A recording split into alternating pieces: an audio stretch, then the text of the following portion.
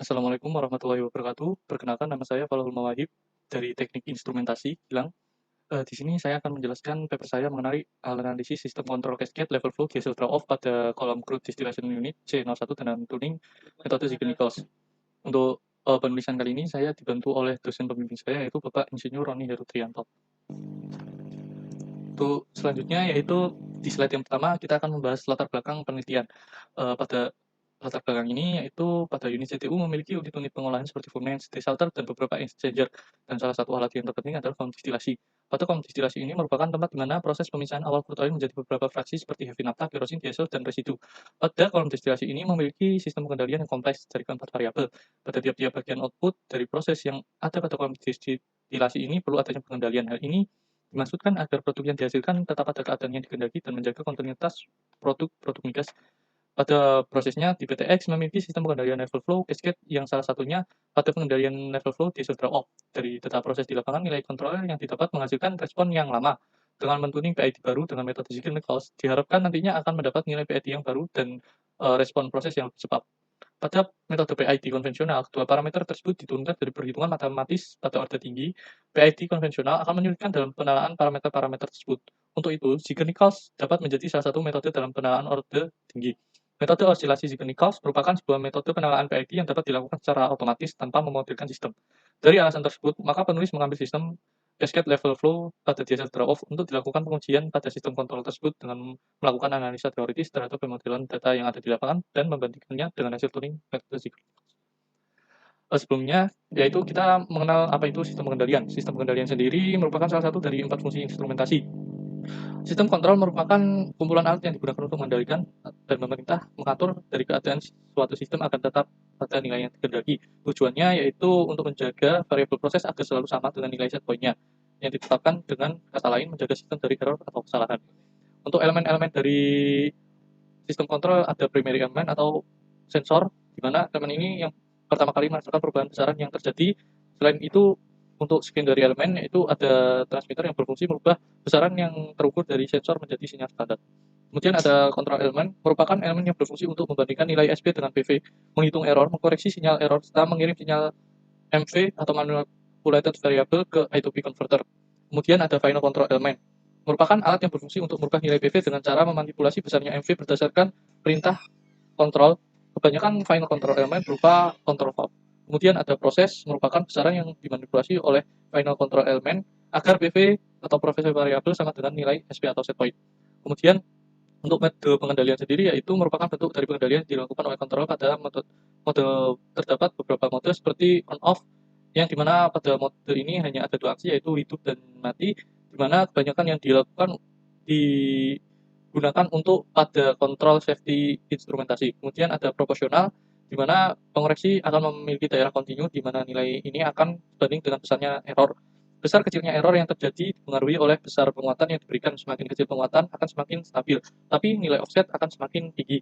Begitu pula sebaliknya. Kemudian ada integral, di mana integral bertujuan menghilangkan nilai offset yang diberikan oleh kontrol proporsional. Akan tetapi, untuk kontrol integral ini cenderung memperlambat waktu atau respon sistem. Kemudian yang terakhir ada nilai derivatif, merupakan kontrol eh, hanya akan berubah pada saat adanya perubahan error. Kontrol ini bertujuan memperbaiki nilai stabilitas dan mempercepat respon output proses. Kemudian ada konfigurasi sistem loop, ada feed forward, kemudian ada feedback loop dan cascade. Untuk feed forward sendiri, yaitu pengendali loop umpat maju yang memiliki prinsip kerja dengan mendeteksi secara dini adanya gangguan yang dapat mengakibatkan kesalahan pada output. Untuk kontrol feed forward tidak menunggu efek disturbance yang dirasakan oleh proses, sebaliknya akan beraksi sebelum disturbance mempengaruhi sistem untuk mengantisipasi efek yang akan disebabkan. Kemudian ada feedback loop yang merupakan suatu sistem pengontrolan di mana aksi dari pengontrolan tergantung pada output proses. Dan yang terakhir ada cascade control yang merupakan sebuah metode kontrol yang memiliki minimal dua buah loop pengontrolan, yaitu loop pengontrolan primer atau master loop dan loop pengontrolan sekunder atau slave loop. Untuk alur dari penelitian sendiri, yaitu yang pertama ada melakukan pengambilan data-data yang ada di lapangan mengenai sistem pada crude column channel 1. terutama pada bagian diesel drop-off. Kemudian ada melakukan pemodelan matematis dari data-data yang didapat, kemudian melakukan tuning dengan Signal Cost, dan yang terakhir ada melakukan simulasi pada aplikasi Simulink di MATLAB dan membandingkannya antara kontrol akuan dan hasil tuning. Untuk berikut merupakan PNID dari sistem kontrol pada ground kolom C01, di mana pada kolom destilasi ini terdapat berbagai macam pengontrolan, salah satunya diesel drop-off yang berupa loop control cascade dengan level dan flow, di mana level sebagai masternya dan flow sebagai slave-nya.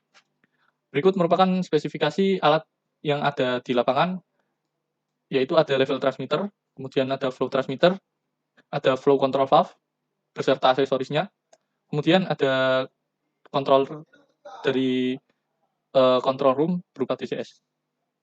Kemudian dari data-data yang didapat di lapangan, maka dapat dicari fungsi alih atau transfer function dengan melakukan memasukkan data-data kemudian dilepas, sehingga untuk fungsi alih level transmitter didapatkan nilai 0,14995 per 0,06952 S plus 1. Kemudian untuk flow transmitter didapatkan nilai 3,2 per 0,0568 S plus 1. Kemudian untuk fungsi alih level controller, untuk levelnya didapatkan S plus 0,004 per S. Untuk fungsi flow controller didapatkan nilai 41,625 S plus 0,33 per 125 S.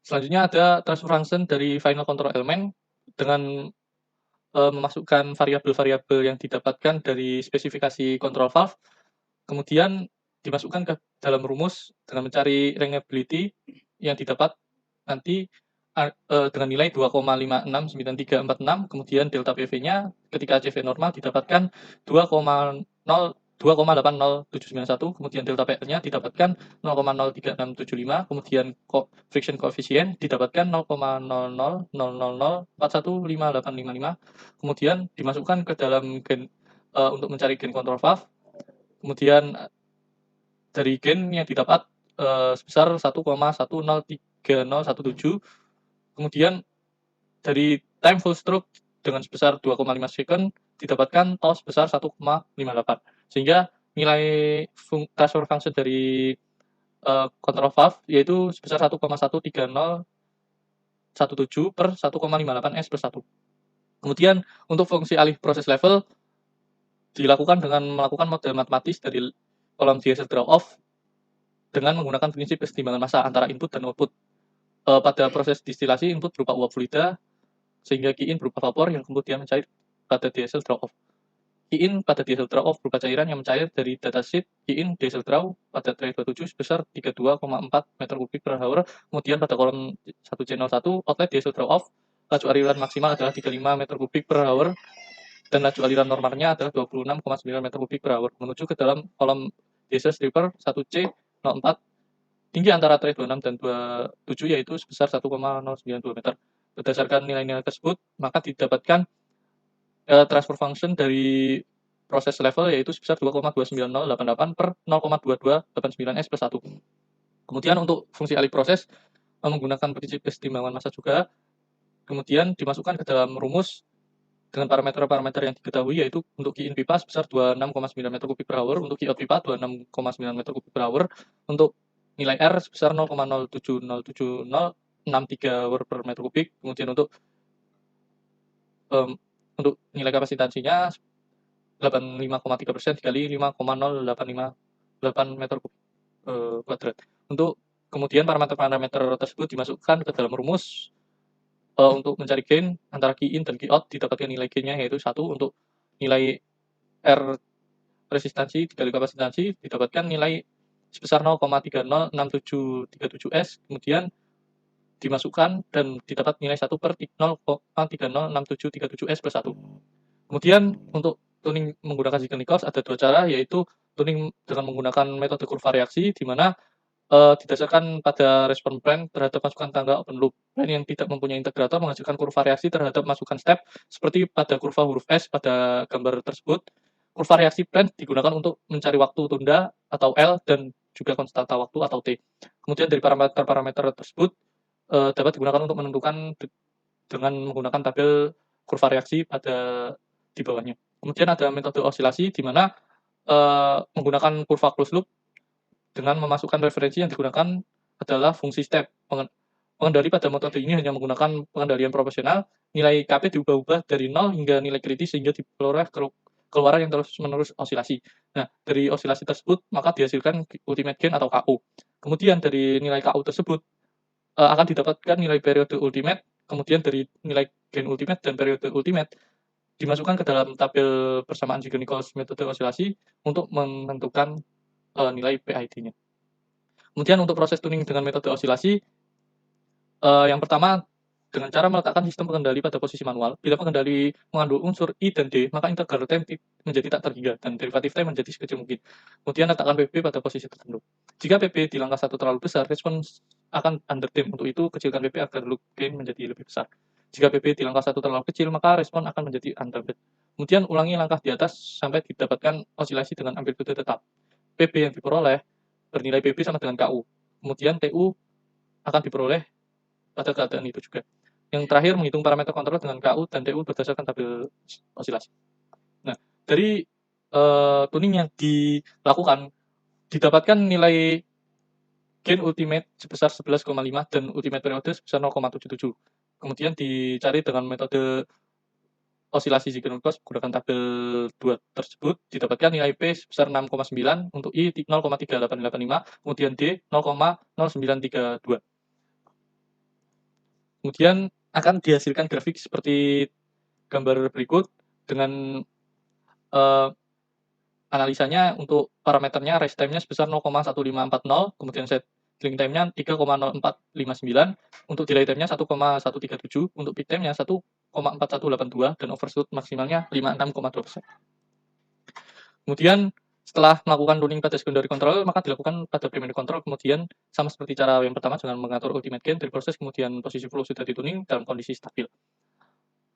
Dari hasil osilasi didapat ultimate gain kontrol primer sebesar 2,7 dan ultimate periode sebesar 0,825, sehingga dapat dicari nilai PID-nya dari tabel. Untuk nilai P-nya sebesar 1,62, untuk integralnya 0,426, kemudian nilai derivatifnya 0,10224, sehingga menghasilkan grafik respons seperti gambar berikut dengan parameter rise time sebesar 1,6233, untuk settling time-nya 7,0082, untuk delay time-nya 7,08082, untuk peak time-nya 4,6215 dan overshoot maksimalnya 13,5%. Nah, dari percobaan tersebut maka akan dibandingkan dengan simulasi aktual dengan memasukkan nilai controller PID yang telah didapat di lapangan, sehingga menghasilkan nilai rise time. Untuk simulasi aktualnya rise time-nya sebesar 1856,4 second, untuk set time-nya 3268,7 second, untuk delay time-nya 446,5 second, untuk peak time-nya 12.000,